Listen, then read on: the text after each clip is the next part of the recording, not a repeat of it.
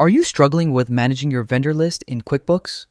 In today's tutorial, I'm going to show you exactly how to delete a vendor in QuickBooks Online quickly, safely, and without losing important data. First, log into your QuickBooks Online account.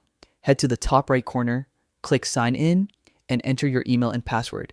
Make sure your credentials are correct so you can access your account smoothly. Once you're in, navigate to the Expenses section. This is where all your financial transactions live, including your vendors. Under Expenses, click on Suppliers.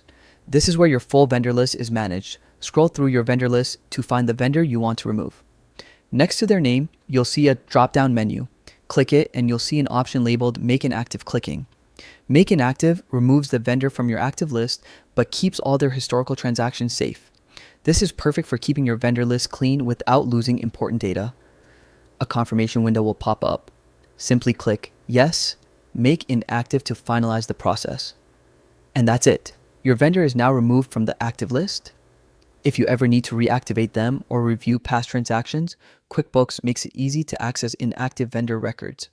Keeping your vendor list organized not only makes your accounting cleaner, but also streamlines your workflow and saves you time in the long run. If this guide helped you, make sure to subscribe for more QuickBooks, tips, and tutorials. Thanks for watching and happy bookkeeping.